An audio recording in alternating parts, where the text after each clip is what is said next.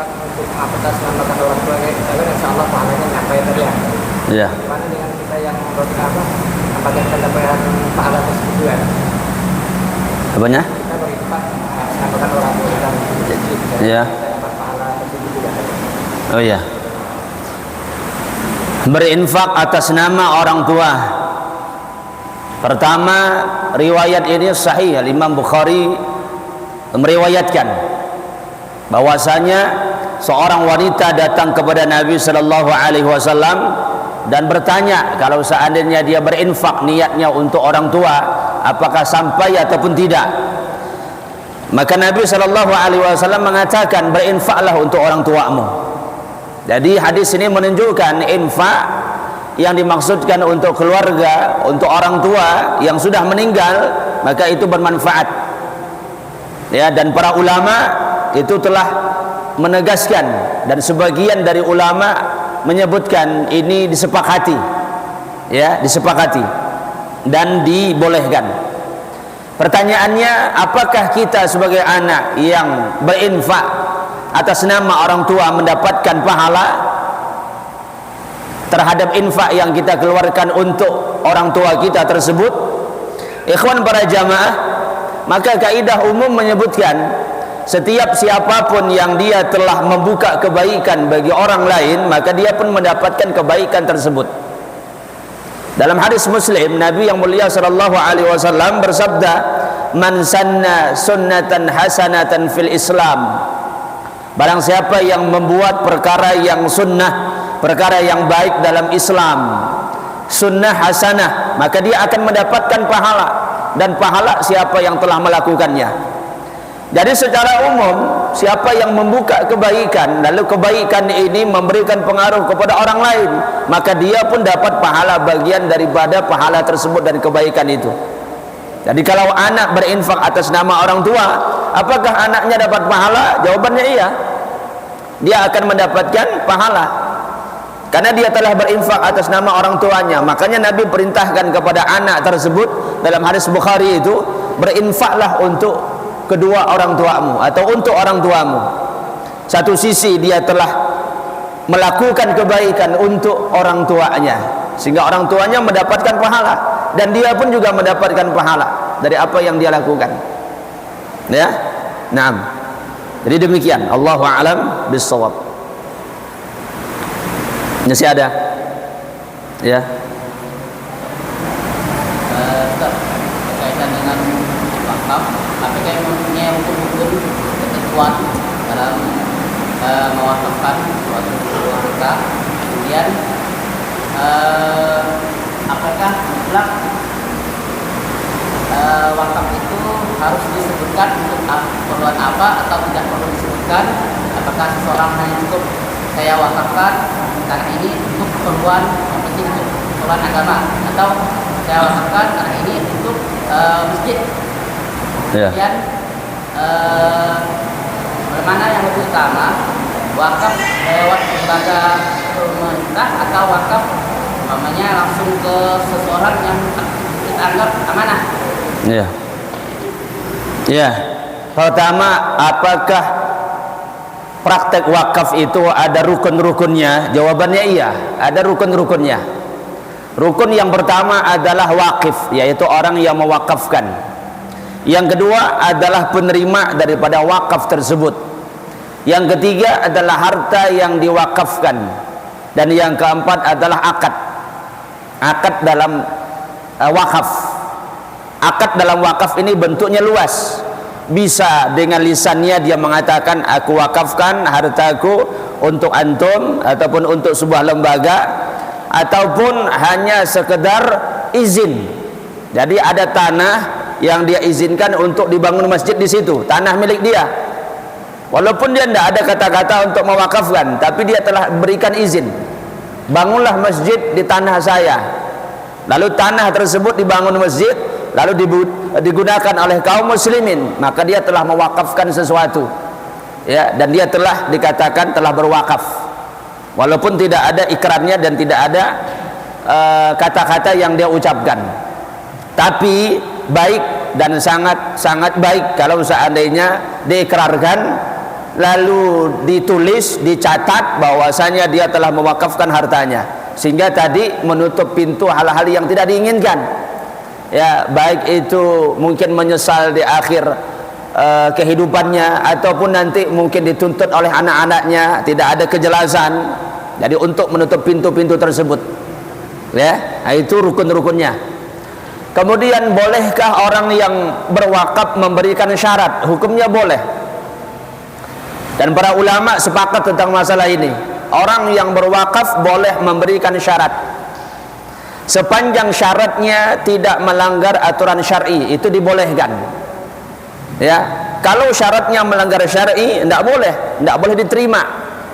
Umpamanya, ini tanah aku wakafkan, tapi nanti kalau aku mati dibagikan dengan anak-anakku, jadi ahli waris atau jadi harta warisan. Nah, tidak boleh.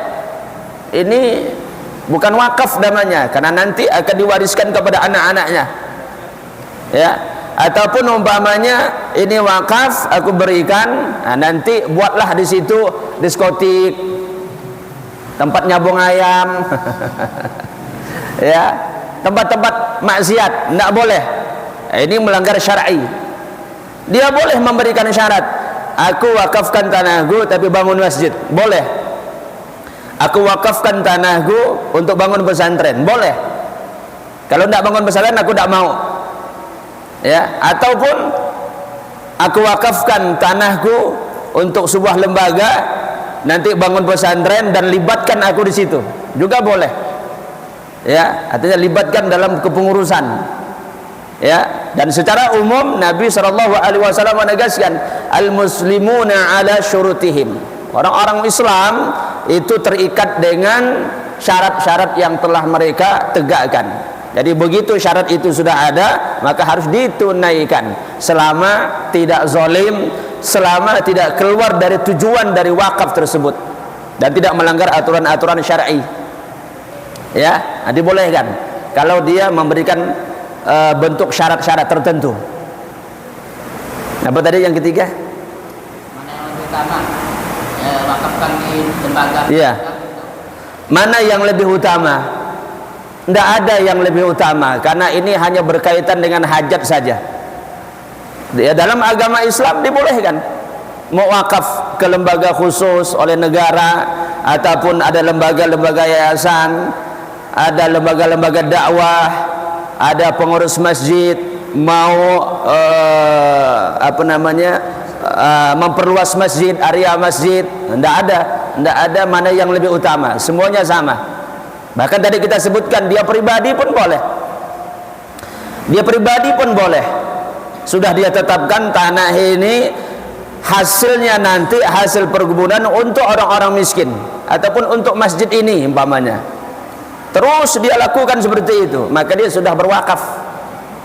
Ya, nah begitu. Jadi tidak ada keutamaan, ya, yang penting dia telah mewakafkan hartanya di jalan Allah Subhanahu wa taala. Naam, Allahu a'lam. Masih ada? Ya, silakan, Pak. Waalaikumsalam warahmatullahi wabarakatuh. Apa hukumnya membayar hutang uang dengan barang? Membayar hutang, ya, karena uangnya kurang, dia membayar dengan barang tertentu. barang secara keseluruhan atau barang sebagai pelengkap atau menambah dari yang kurang, melengkapi. Ya, ikhwan para jamaah, membayar hutang, pertama kewajiban kita bagi yang berhutang adalah membayar hutang itu sendiri, dan ini hukumnya wajib. Ya, yang kedua, membayar hutang tidak boleh berlebih. Ya, itu yang dikenal dengan riba, karena kaidahnya sudah tegas. Ya, Nabi SAW bersabda, man jarra manfaatin kullu qardin, ya, jarra manfaatin fahuwa riba. Maka setiap hal yang berkaitan dengan hutang piutang lalu dia mendapatkan keuntungan di situ, maka itu adalah termasuk riba. Ya, harus membayar hutang, dan hutangnya tidak boleh memanfaatkan dan menghasilkan keuntungan lain, keuntungan lebih. Karena hutang piutang itu murni akadnya adalah akad sosial, bukan akad komersial. Kalau mau komersial, berdagang, berbisnis, itu namanya komersial. Tapi kalau hutang piutang, itu akadnya akad sosial, murni bantu membantu. Lalu bagaimana hukumnya kalau dibayar dengan barang? Dibayar dengan barang bukan merupakan kewajiban harus uang dengan uang. Boleh dibayar dengan barang, dengan tanah, dengan rumah, sesuai dengan kesepakatan. Ya, nanti kita lobby kepada orang yang punya piutang, yang kita berhutang dengannya. Bagaimana kalau hutang antum, anda bayar pakai kendaraan, atau pakai tanah, atau pakai rumah? Aku tidak punya uang cash. Dia katakan boleh, tidak masalah. Ya sudah, kita bayar. Kalau dia mau, silakan. Itu keridhaan artinya. Tidak ada keharusan dan tidak dikatakan riba, dan bukan merupakan bentuk riba. Ya, kecuali kalau seandainya nanti sifatnya mengikat. Utangmu sekian 50 juta, 5 tahun yang lalu 10 juta atau 50 juta belum terbayar. Kemudian dia mengatakan, nanti kalau nak bayar hutang antum dengan rumah yang antum punya sekarang. Ya, dengan rumah yang antum punya sekarang. Dan rumah itu ya sebagai bentuk bayaran. Jadi full satu rumah itu sebagai bentuk bayaran. Itu tidak boleh. Kenapa? Karena itu nanti bisa menjadi sebuah tipuan. Ya, apalagi hutangnya cuma 50 juta, harga rumah itu lebih daripada itu. Nah, ini namanya sebuah tipuan dan ini termasuk riba. Ya, ataupun pada waktu itu harga rumah itu ya mungkin sekitar 50 juta. Tapi 10 tahun akan datang diperkirakan rumah itu tidak lagi 50 juta, tapi dah 100 atau 150 juta. Dia berlipat ganda, lalu dia minta dibayar nanti dengan rumah. Itu tidak boleh, karena itu termasuk hilah dalam mengambil riba. Ya, nah, jadi kalau seandainya tidak direncanakan dari awal, tidak diikat dari awal, ada masalah. Kita datang kepada orang tersebut, jadi kita tidak punya uang cash, dibayar dengan kendaraan yang saya punya. Mungkin hutang kita harganya atau tidak jauh berbeda harganya dengan barang yang akan kita serahkan kepadanya, dan dia reba, tidak masalah. Ya, hukumnya boleh. Dan ini sama seperti nanti praktek gadai. Praktek gadai. Kalau praktek gadai, nanti dia menggadaikan barang, tidak mampu bayar, maka pemilik piutang dia boleh menjual barang tersebut untuk menutupi hutang, atau dia memiliki barang itu. Jadi barang ini sudah harganya memang diperkirakan sesuai dengan hutang. Hutangnya mungkin 10 juta, barang yang digadaikan ya kurang lebih dari itu, 10 jutaan. Ya sudah, berarti ini jadi barang bayaran atau melunasi hutangnya. Bisa dia jual karena dia perlu duit, ataupun barang itu diambil. Jadi tidak ada keharusan duit harus dibayar dengan duit umpamanya. Boleh dibayar dengan barang sesuai kesepakatan. Ya. Nah. Sudah. Ya. Waalaikumsalam warahmatullahi wabarakatuh. Apabila kita beragam dalam bentuk barang untuk pembangunan, misalnya kan semen atau atap, seng atau dan sebagainya untuk masjid, setelah sekian tahun barang yang dibakarkan misalnya seng buruk, sudah buruk diganti, ya kan? Jadi apakah pahalanya berhenti sampai yang diganti atau masih tetap mengalir? Iya. Para ikhwan, para jamaah, hadis Nabi yang tadi kita sebutkan, idza mata ibnu adam inqata amaluh, apabila mati anak Adam maka terputuslah amalannya, illa li salatin, kecuali ada 3 saja. Salah satunya sedekah jariyah, sedekah yang pahalanya terus mengalir. Maka para ulama menerangkan sedekah yang pahalanya mengalir itu adalah sedekah yang memang waktu itu manfaatnya terus digunakan. Manfaatnya dari barang tersebut terus dimanfaatkan, digunakan, dipakai oleh orang. Selama dipakai, selama digunakan, walaupun dia sudah meninggal, maka tetap pahalanya mengalir. Maka ketika tidak digunakan lagi, disia-siakan atau lenyap atau hilang, rusak, maka terputus sampai di situ. Ya, terputus sampai di situ.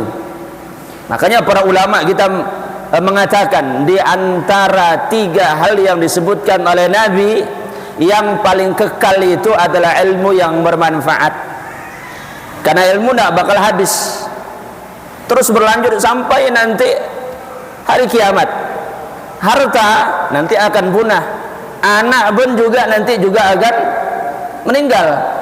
Ya, iya kalau dia doa, kalau tidak doa, walaupun dia masih hidup, tidak dapat juga. Jadi punya batas, tapi mengalir selama itu berjalan. Tapi kalau ilmu yang bermanfaat akan terus berjalan, bersambung. Ya, kita mengajarkan ilmu kepada seseorang, nanti mungkin diajarkan kepada orang lain. Orang ini nanti mengajarkan terus seperti itu. Ya, akan terus mengalir. Berapa lama? Ya sampai hari kiamat. Apa buktinya? Ya kita lihatlah kitab-kitab para ulama yang mereka tulis di zaman sekarang. Imam Syafi'i umpamanya menulis kitab, banyak menulis kitab dan risalah. Beliau wafat pada tahun 204 Hijriah. Sekarang sudah tahun berapa? 1444 Hijriah. Dah berapa ratus tahun? Dah berapa ratus tahun? Dah 1000 lebih? Ini, dah 1000 lebih? 1200 lebih. Tapi kitabnya dipakai terus sampai sekarang.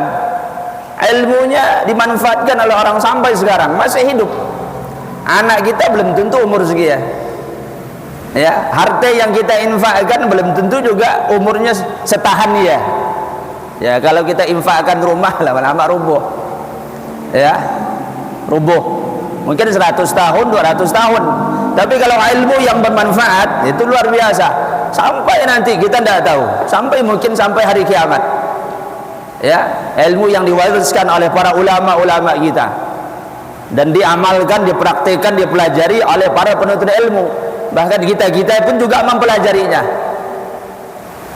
Ya, jadi kalau selesai, ya selesai. Jadi tidak mendapatkan lagi porsi dari pahala tersebut kalau seandainya sudah habis dan lenyap. Ya, na'am. Allahu a'lam bishawab. Itu yang ditanyakan tadi. Ya. Ada lagi terakhir? Ya, silakan. Assalamualaikum warahmatullahi wabarakatuh. Apa?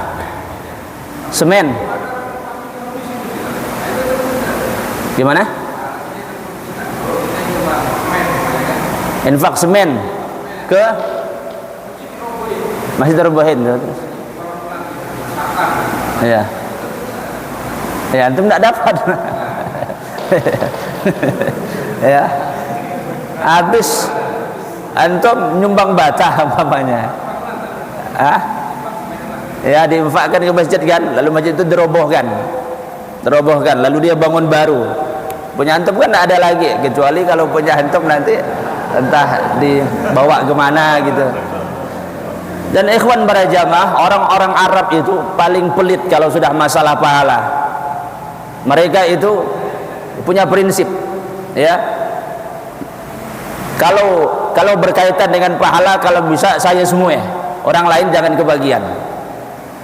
Ya, kalau ada sebuah masjid yang kecil mau direhab, sumbangan dari Saudi Arabia, ya, bekas-bekas atap, bekas-bekas kayu dari masjid yang ada ini, dia berikan syarat tidak boleh dipakai.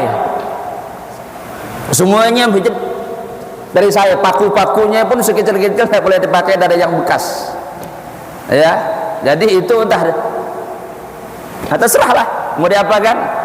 Kalau mau dikegalkan ya nanti tinggal dijual. Nanti atapnya dijual, nanti entah apanya dijual dari sisa-sisa bangunan masjid yang lama, nanti dibelikan ke yang baru. Itu boleh dan itu bisa berlanjut. Ya, antum punya atap, nyumbang ke masjid atap semua antum. Lalu atap ini dijual karena mungkin sudah lama dijual. Nanti hasil penjualan dibelikan ke baru, maka antum masih dapat. Tapi kalau tidak dipakai sama sekali dan tidak bisa dimanfaatkan lagi, ya sudah habis. Ya, nah begitu. Nah, sebagian tadi orang-orang Arab begitu dia kalau seandainya beramal, jadi dia kalau bahasa kita kamok, amal itu kamok, tidak boleh orang lain campur tangan. Nak ambil amal sunun-sunun jauh-jauh, sudah di situ, ya, nah begitu. Jadi konsekuensinya demikian. Nah, tinggal dimanfaatkan nanti kayu-kayunya nanti dijual, ataupun kayu-kayunya dan seng-sengnya nanti mungkin dimanfaatkan untuk masjid yang lain. Nah, disarankan kepada pengurus masjid nanti, ya lebih baik ini nanti dijual daripada tidak dipakai kan, dijual nanti belikan yang baru, atau diinfakkan di masjid yang lain yang perlu, ataupun pesantren yang perlu untuk bangun kan masih bisa dipakai. Ya, jadi banyak cara, banyak jalan insyaallah. Nah, Allahu a'lam. Sudah? Baik, sampai di sini nanti insyaallah kita lanjutkan pertemuan akan datang. Allahu a'lam bisawab. Wa sallallahu ala nabiyyina Muhammadin wa ala alihi wa sahbihi ajma'in. Subhanakallahumma wa bihamdika asyhadu an la ilaha illa anta astaghfiruka wa atubu ilaik. Assalamualaikum warahmatullahi wabarakatuh.